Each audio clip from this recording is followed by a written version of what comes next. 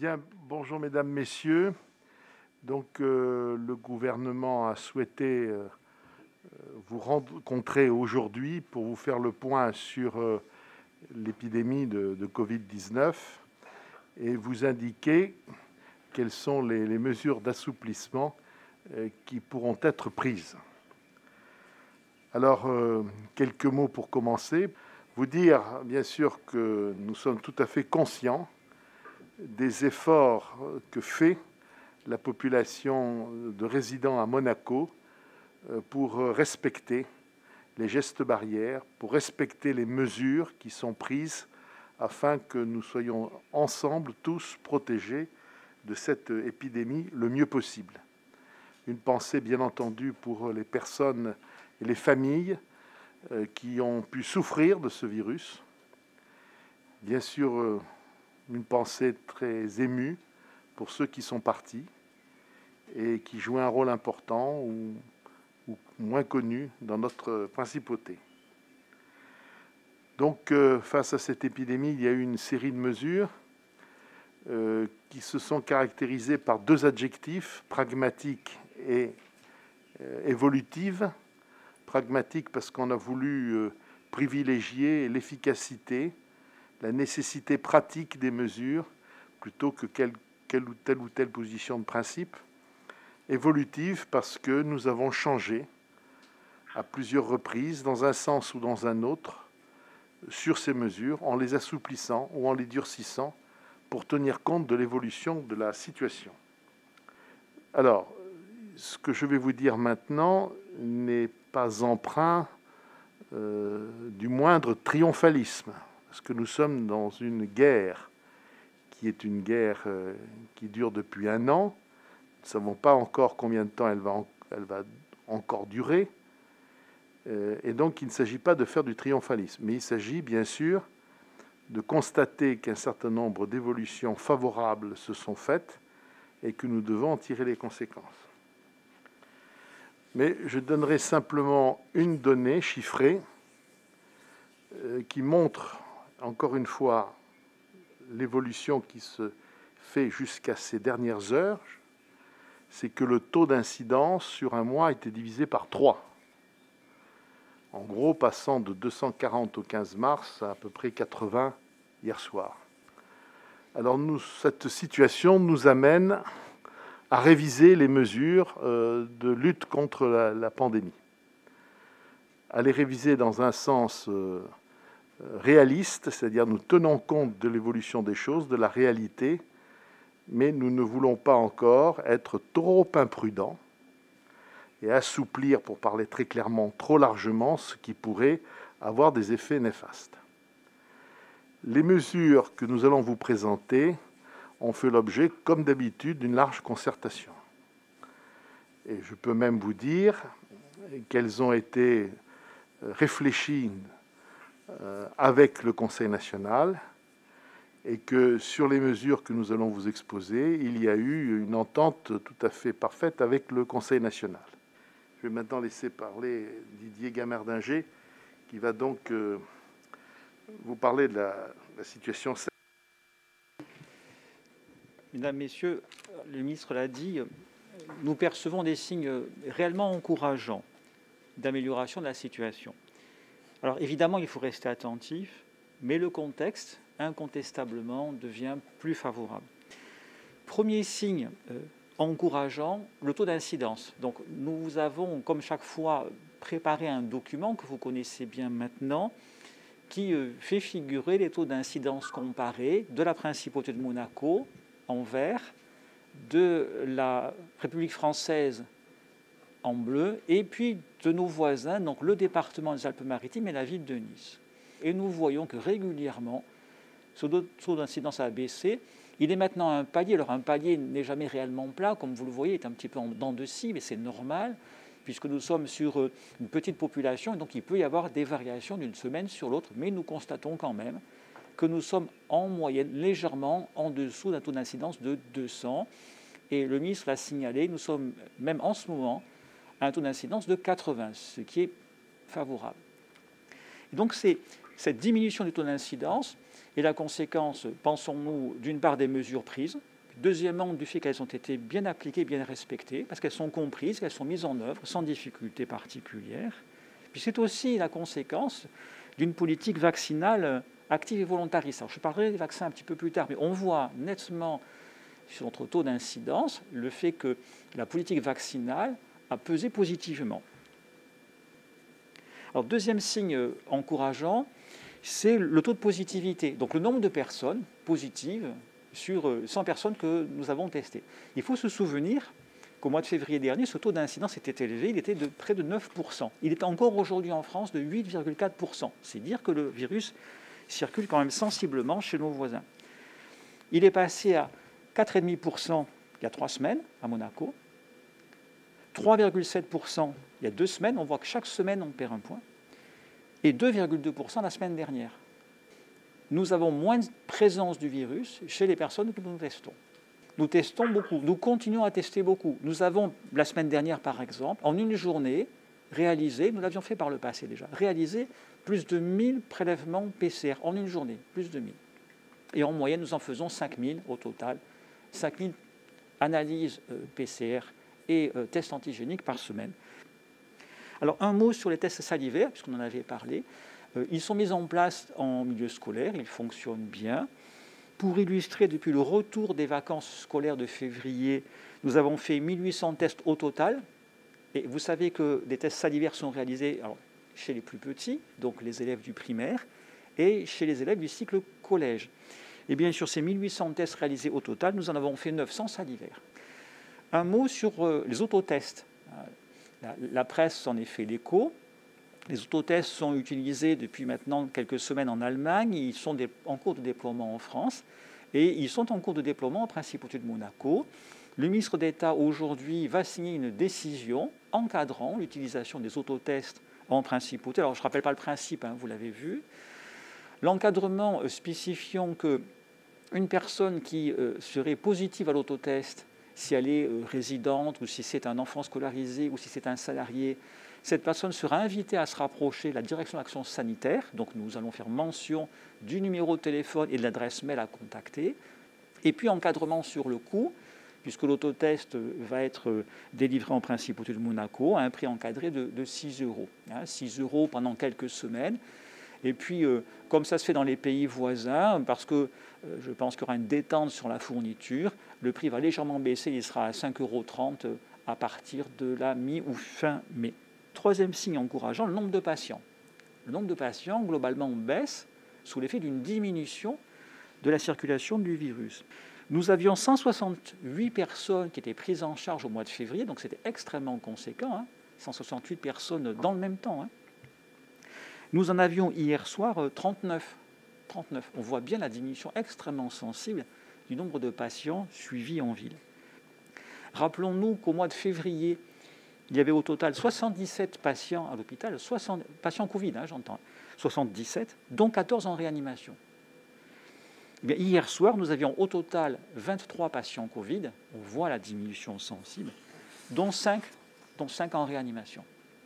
Alors, ce que je voudrais aussi souligner, c'est que l'hôpital n'est pas seul, la médecine de ville accomplit évidemment un travail extrêmement important, et l'hôpital est également soutenu, aidé par le centre cardio-thoracique, qui dès le début avait dit que s'il y avait une nécessité, il pouvait prendre en compte certains patients, et le CHPG est aidé aussi par la clinique du sport, l'IM2S, qui accueille en ce moment des activités de chirurgie orthopédique prothétique programmées, ce qui permet de soulager le bloc opératoire du CHPG.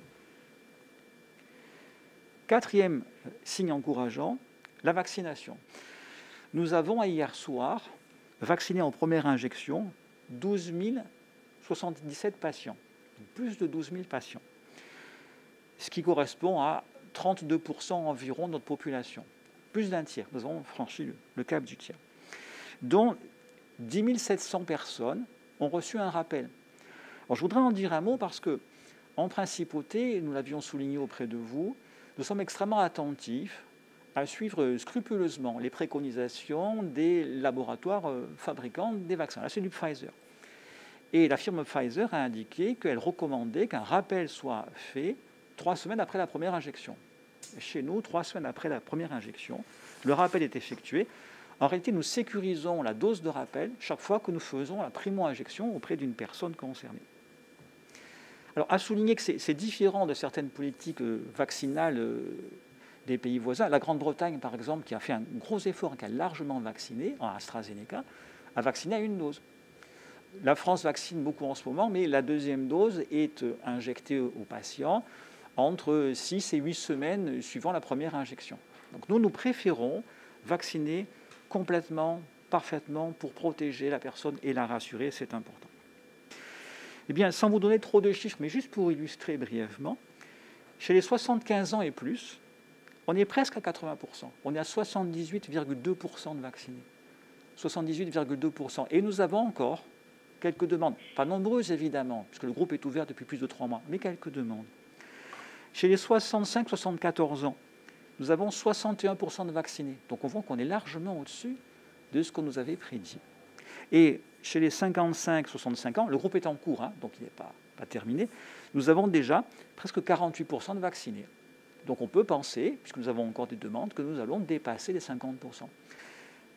Et nous sommes en capacité de continuer cette démarche volontariste de vaccination de la population. Et sur instruction du souverain, le ministre d'État et moi-même avons signé une correspondance adressée à un nouveau groupe d'âge que nous ouvrons, donc le groupe des 45-54 ans, qui va recevoir une correspondance sans doute demain ou après-demain, invitant les personnes qui le souhaiteraient à se manifester auprès de nous, alors de façon classique, en téléphonant à notre centre d'appel, dont le numéro est bien connu, ou en remplissant un petit formulaire sur Internet. Et ces personnes qui souhaitent se faire vacciner seront ensuite rappelées par le Centre national de la vaccination pour leur fixer un rendez-vous.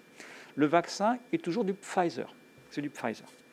Le groupe Santé et Sciences, dont je coordonne les réflexions, a fait des suggestions au gouvernement de levée progressive des mesures, et le ministre qui va présider à la mise en œuvre de ces dispositions va vous présenter ces dernières, mais le groupe a proposé que l'on y aille graduellement, comme nous l'avions fait, rappelez-vous, l'année dernière, à la sortie du confinement, c'était la démarche du pas à pas. Soyons pragmatiques. Une mesure, nous nous donnons 15 jours pour regarder ce qui se passe, si ça fonctionne bien, la mesure suivante. La démarche du pas à pas, la démarche du stop and go. On y va, on s'arrête, ça fonctionne, on continue. Et les réflexions ont porté sur la restauration, le sport à l'école, le sport en général, le couvre-feu, différents éléments de cette nature, voilà, pour un allègement progressif. Donc des propositions présentées à l'appréciation du gouvernement, qui a pu les concerter avec le Conseil national et les soumettre à l'appréciation pour recueil des instructions par le souverain. Merci beaucoup. Justement, comme vous le savez, cela a été dit par Didier à l'instant, les mesures qu'on a prises jusqu'à présent obéissaient à un cycle d'environ 2 semaines. Et donc ce qui nous a amené, toutes les 2 semaines, à faire évoluer éventuellement le dispositif ou à ne pas le faire évoluer selon l'évolution, encore une fois, de la situation. Les dispositions que je vais vous indiquer sont valables donc pour 15 jours, à compter de lundi 19 avril, et donc jusqu'au lundi 3 mai. Alors, ces dispositions sont les suivantes. La première, c'est que nous reculons à nouveau l'heure du couvre-feu, qui va passer de 20h à 21h. Les restaurants, donc, seront à nouveau, à partir de lundi, réouverts le soir, dans les mêmes conditions que celles que nous avons déjà connues, c'est-à-dire qu'ils seront ouverts par dérogation au couvre-feu jusqu'à 21h30, 21h45, de façon à ce que les personnes qui sont allées au restaurant puissent être chez elles au plus tard à 22h. Comme vous le savez, les restaurants sont ouverts le midi, mais sont réservés aux résidents, aux salariés ou aux personnes qui sont clients des hôtels. Si les restaurants peuvent ouvrir le soir jusqu'à 21h30, 21h45, ça sera uniquement pour accueillir des résidents et des clients des hôtels. Les salariés, c'est possible pour midi, les salariés qui vivent en France ou en Italie, ça ne sera pas possible le soir parce qu'il se heurte à la règle du couvre-feu qui existe en France et aussi en Italie. Par ailleurs, les mêmes règles demeurent en ce qui concerne les restaurants, c'est-à-dire pas plus de 6 personnes par table, obligation de réservation et également distanciation entre les différentes tables. Pour le Grand Prix historique, c'est-à-dire pour le week-end du 24-25 avril, il y aura un service de restauration continu depuis le matin jusqu'à 21h30, mais qui sera également réservé aux résidents, aux personnes logées dans les hôtels ou celles qui disposeront, mais ça Patrice va vous expliquer ça en détail, d'un badge de l'organisateur du Grand Prix. Dernière chose aussi à indiquer, qui est quelque chose qui a été à plusieurs reprises réclamé par la communauté éducative et notamment par les enseignants, les parents, le sport scolaire pourra reprendre en extérieur à compter du 26 avril, c'est-à-dire au moment de la rentrée. Voilà donc c'est les décisions qui sont prises, qui vont dans le sens d'un assouplissement, qui répondent, je pense, aux vœux non seulement des professionnels de la restauration, par exemple, mais également le vœu des habitants de la principauté. Nous faisons cela parce que les chiffres nous autorisent à le faire. Et je répète aussi, il ne s'agira pas de permettre à des personnes extérieures à la principauté, sauf les salariés le midi, de venir prendre des repas en principauté. Je vais laisser la parole à Patrice maintenant qui va vous parler de l'organisation du Grand Prix historique et du e-Grand Prix aussi. Merci, Monsieur le ministre d'État. Oui, alors, tout d'abord, peut-être pour rappeler, réaffirmer une fois encore la volonté du gouvernement princier et de l'Automobile Club d'organiser les 3 événements, les 3 épreuves automobiles que sont le Grand Prix historique les 23 au 25 avril, le e-Prix le 8 mai et bien évidemment le Grand Prix de Formule 1 du 20 au 23 mai prochain. Pour ce faire, des dispositions doivent être prises de manière à maîtriser la situation, puisque ce sont des événements qui classiquement attirent beaucoup de monde et compte tenu de la situation sanitaire, même si elle s'améliore, il est nécessaire de maîtriser les éléments de manière à ce qu'ils se déroulent dans les meilleures conditions possibles. Alors ce qui a été décidé, c'est tout d'abord une organisation du Grand Prix historique qui en fait comportera une journée à huis clos, celle des essais du vendredi 23 avril, et 2 journées du samedi 24 et du dimanche 25 avril ouverts au public, un public limité aux résidents, aux salariés et aux personnes résidant dans les hôtels de la principauté.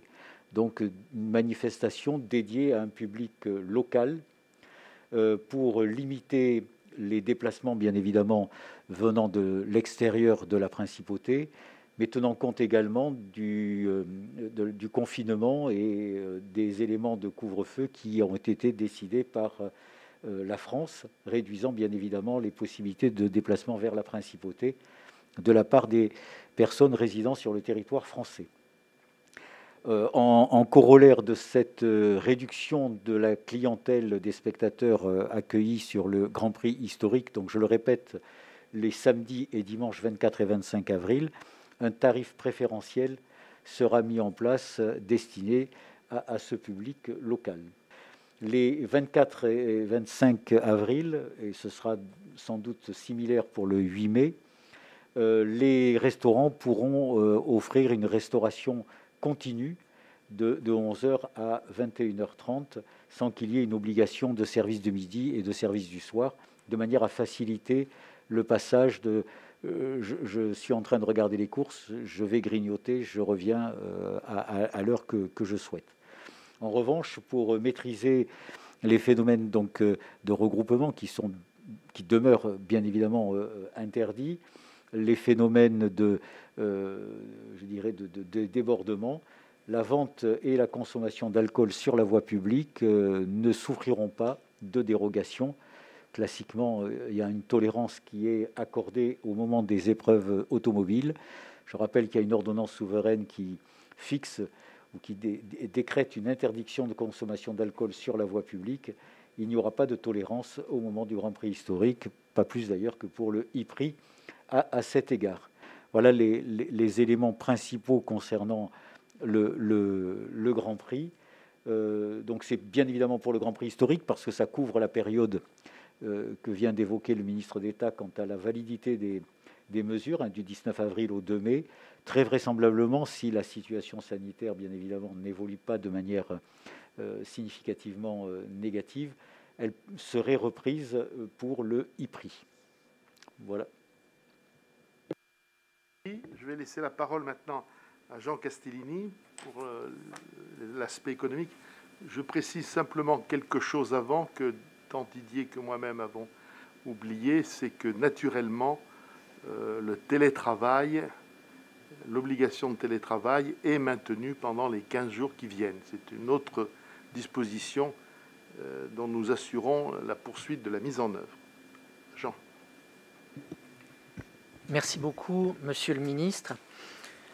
La réouverture contrôlée des restaurants et la tenue des 2 premiers Grands Prix sont un très bon signal pour notre économie. Certains secteurs, je pense notamment à l'activité touristique, au secteur de la restauration, ont beaucoup souffert ces derniers mois et les mesures qui viennent d'être annoncées, qui accompagnent cette reprise, doivent aller bien évidemment dans le sens souhaité. Toutefois, ces secteurs ont été aidés, ont reçu des aides financières, ont été accompagnés et ils continueront de l'être dans le courant du 2e trimestre de l'année 2021. L'État restera à leur côté. Il y a environ 9 mois, nous mettions en place un double dispositif qui venait compléter, j'ai envie de dire, le dispositif phare de soutien à l'emploi qu'est le CTTR, avec comme objectif d'accompagner les acteurs économiques vers ce que nous espérions être une reprise la plus rapide possible. Il s'agissait de la CARE, la Commission d'accompagnement à la relance économique, et de l'exonération partielle des charges patronales. Et puis nous avons instauré, au premier trimestre de cette année, une indemnité spéciale pour venir en aide à certains secteurs. On a parlé notamment de la restauration, des salles de sport, tous les secteurs qui font l'objet encore aujourd'hui ou qui ont pu faire l'objet de fermetures administratives, que ces fermetures soient totales ou partielles. Les chiffres les plus importants de l'exonération partielle des charges patronales et de la CARE depuis l'été dernier, c'est environ 10 millions d'euros pour plus de 250 entreprises. Dans le cadre de la CARE, environ 250 entreprises aidées. Dans le cadre de l'exonération partielle des charges patronales, environ 220 entreprises. Pour cette exonération partielle, c'est environ 1600 salariés qui sont concernés. Donc au total, près de 8 millions d'euros pour la CARE, près de 2 millions d'euros pour le PCP, c'est-à-dire 10 millions d'euros de soutien et d'accompagnement à la relance pour les acteurs économiques monégasques. Mais il y a le plan de relance qui se déploie depuis maintenant plus de 3 mois. Et je vous donnerai là encore des informations plus précises sur 2 d'entre eux. L'un qui est ciblé sur la relance par la consommation, c'est celui que l'on a appelé le fonds rouge et blanc, et l'autre qui est ciblé sur la relance par l'investissement, c'est celui que l'on a appelé le fonds bleu, où nous aidons à la transformation numérique des acteurs de la principauté, surtout en privilégiant des prestataires monégasques. Donc un effet doublement vertueux, toutes les entreprises peuvent vouloir, pour se moderniser, pour toucher davantage de clients, pour être plus rentables, pour être plus agiles. Tous peuvent faire appel au numérique. Et ce que nous cherchons avant tout, c'est que les entreprises qui les aident dans cet accompagnement, dans cette transformation, soient des entreprises monégasques. Mais d'abord, le fonds rouge et blanc, et plus principalement l'application Carlo. Cette application, aujourd'hui, c'est un réel succès et nous ne pouvons que nous en féliciter. Près de 280 partenaires, 18 000 utilisateurs en principauté, ce qui veut dire à peu près la moitié de la population résidente monégasque. Et à ce jour, plus de 8 millions d'euros dépensés dans nos commerces via cette application, avec un principe de cashback de l'ordre de 7%, qui est réinjecté à nouveau dans l'économie locale. Donc un effet vertueux, vous dépensez et vous touchez de l'argent en retour, et 7% de 8 millions, ça fait plus d'un demi-million d'euros, et un demi-million d'euros supplémentaires du pouvoir d'achat redonné aux ménages monégasques pour acheter, consommer dans les commerces monégasques. Devant le succès rencontré par cette application, nous poursuivons notre soutien jusqu'au 30 juin. 3 chiffres, 109 dossiers traités. Il y a donc déjà aujourd'hui, en à peine 3 mois, plus de 100 entreprises monégasques qui ont déjà fait appel au fonds bleu et dont les dossiers ont été traités et acceptés. Et il y en a 80 en cours. Donc vous voyez là encore la montée en puissance du dispositif et le succès qu'il rencontre auprès de nos acteurs économiques. Mais peut-être encore plus satisfaisant pour les pouvoirs publics, 87% des sommes allouées à des prestataires numériques monégasques. Donc nous pouvons aider au développement de nos entreprises en utilisant nos propres acteurs du secteur du numérique. Et ça veut dire des nouveaux emplois, parce que vous imaginez bien que ces acteurs sont obligés d'embaucher pour faire face à la demande. Ça veut dire de la TVA générée, ça veut dire de l'impôt sur les bénéfices générés. Donc c'est un vrai cercle vertueux de relance de notre économie que nous avons mis en place à travers ces différents fonds avec des codes couleurs que vous connaissez tous. Merci beaucoup. 2 petits mots de conclusion, 2 mots. D'ailleurs, ce n'est pas des petits mots, c'est des grands mots, si j'ose dire, qui caractérisent l'action menée. Le premier mot, c'est le mot de souveraineté. C'est-à-dire que Monaco prend ses décisions dans son indépendance, dans sa souveraineté, au regard de sa propre situation, et donc des mesures qui peuvent différer de celles des pays voisins. La deuxième chose que n'exclut pas la souveraineté, c'est la solidarité. Mais ça marche aussi, et je dois le noter, et remercier notamment Monsieur l'ambassadeur de France à Monaco. Ça fonctionne aussi dans l'autre sens. C'est vrai que nous tenons à remercier la France pour la fourniture des vaccins qui nous permet, fourniture payante bien entendu, mais qui nous permet de faire face à la demande qui est très forte ici de vaccination. Et je tenais à remercier Laurent Stefanini, ambassadeur de France à Monaco, pour cet accompagnement qu'il nous donne.